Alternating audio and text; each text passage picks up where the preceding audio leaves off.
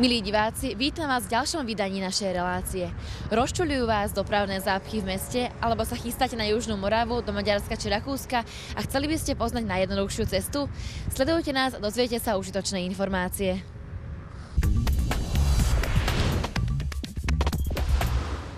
Na križovatke dôležitých európskych dopravných koridorov a prekvitajúcich výkonných medzinárodných letísk Centrope ponúka vynikajúcu pozíciu v rámci dopravnej siete, ako aj jednoduchý prístup ku všetkým kľúčovým trhom Európy.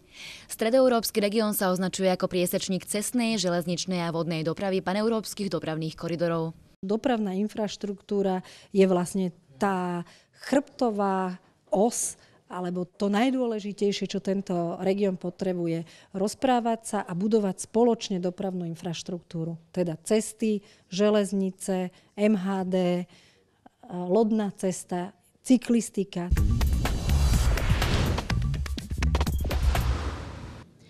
V rámci našej relácie sme navštívili Viedeň, kde sa konala medzinárodná konferencia na tému dopravnej infraštruktúry a dopravného prepojenia 4 partnerských krajín regiónu Centrope.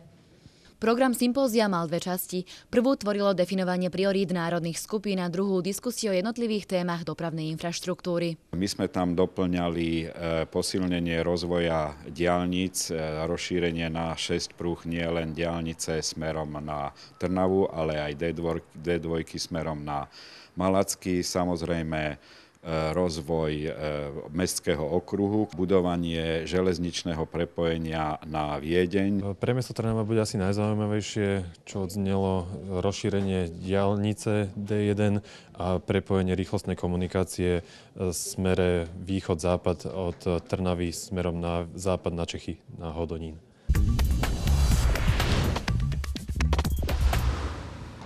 V súčasnosti sa pozornosť zameriava hlavne na elimináciu chýbajúcich úsekov diaľničnej siete, výstavbu hlavných ciest a nových hlavných staníc v Brne a Viedni. Všetky partnerské regióny vypracovali konkrétne realizačné a časové plány a majú jasné priority na dokončenie vlastných dopravných infraštruktúr. Jedna je tento obchvat samotný AR7, ten pomyselný kruh okolo Bratislavy by vlastne vyústil až do Rakúska. Každý, kto by išiel z Čiech, nemusel by chodiť cez stred mesta, chodil by proste priamo do Rakúska. A druhá je, aby sme trošku odľahčili od individuálnej dopravy, to je hromady aut, ktorú máme po meste, posilniť koľajovú dopravu. My by sme skutočne chceli ísť do projektov, ako je napríklad znovu otvorenie, ale nie klasickej, ale modernej bratislavskej dráhy, ktorej sa po nemecky hovorí Pressburgerbahn. A radi by sme vlastne prepojili letiská Švechat s Ivánkou v Bratislave. Dobudovanie obchvatu a tým vylúčenie tranzitnej dopravy mimo zastávané územie a v rámci zastávaného územia riešiť jednotlivé kolízne body tak, aby sa doprava stala plynulejšou. Región Južnej Moravy využíva výborné dopravné spojenia, pričom sa nachádza na križovatke transeurópskych diaľnic a železníc, ktoré sú dôležitými dopravnými tepnami spájajúcimi západnú Európu s východnými, severnými a južnými regiónmi kontinentu. Preto tento región ponúka strategickú polohu s kvalitným dopravným prístupom. Máme vybudovanou základní nebo část základní dopravní infrastruktury, té nadřazené, to znamená dálniční síť, ta je v podstatě dobudovaná na území Jihomoravského kraje. Jsou vybudované některé úseky rychlostních silnic. Potřebujeme dobudovat samozřejmě zbývající úseky rychlostních silnic, zejména ve směru na Pardubický kraj silnice R43 a ve směru na Vídeň dobudovat silnici R52 a po Moravím silnici R55.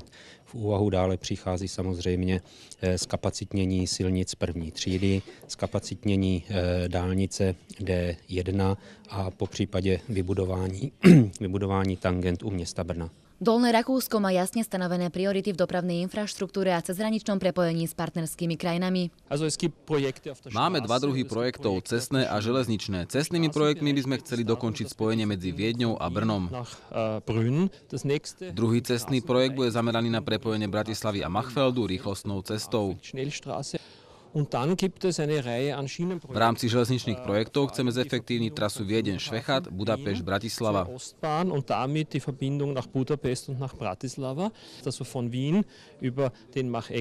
Medzi Viedňou a Bratislavou je jednokoľajová železničná trať. Chceli by sme ju rozšíriť a zelektrizovať na dvojkoľajovú.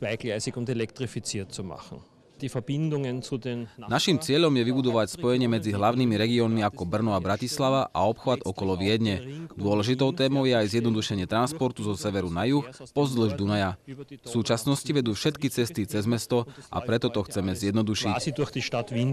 Viedeň disponuje jedným z najmodernejších a najintenzívnejšie využívaných verejných dopravných systémov v Európe. Kvalitná a funkčná dopravná infraštruktúra je jedným zo základných predpokladov rýchleho rozvoja regiónu. Die Verbesserung der Infrastruktur bringt natürlich auch eine Verbesserung der Standortqualität und das heißt insgesamt der Möglichkeiten. Zlepšenie dopravnej infraštruktúry môže znamenať aj zlepšenie kvality života.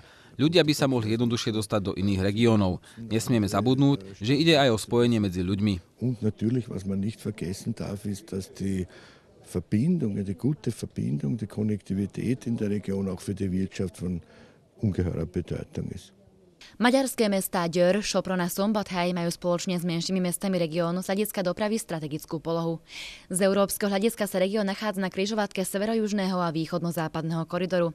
Z regionálneho hľadiska je na polceste medzi Viedňou a Budapešťou. Napriek zemepisným výhodám región potrebuje ďalšiu modernizáciu dopravy a zlepšenie dostupnosti. Chceme vybudovať kompu cez Dunaj medzi Maďarskom a Žitným ostrovom. Je to veľmi dôležité pre turistiku. Kompa by umožnila vodnú dopravu aj medzi Bratislavou a Medveďovom. Výhodná zemepisná poloha regiónu Centrope ponúka mnoho možností pre medzinárodnú spoluprácu.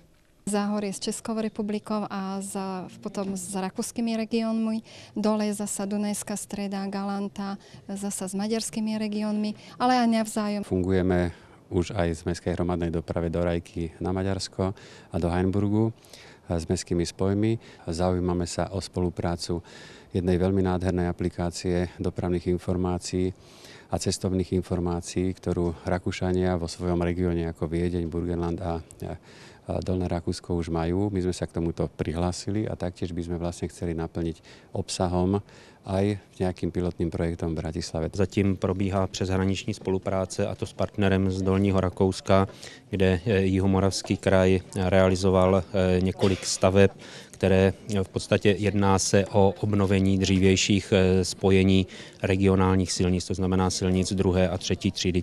V blízkej budúcnosti sa vďaka opatreniam na vyriešenie úzkých miest cez hraničnej doprave a dopravnej sieti a opatreniam na ďalšiu aktualizáciu už existujúcej infraštruktúry vylepší dostupnosť v rámci regiónu, ako aj dostupnosť k nemu.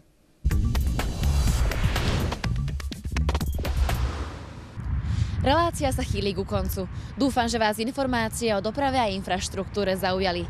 Možno vás v budúcnosti podnietia k využitiu niektorého z nových dopravných spojení so zahraničnými štátmi. Uvidíme sa o mesiac. Dovidenia.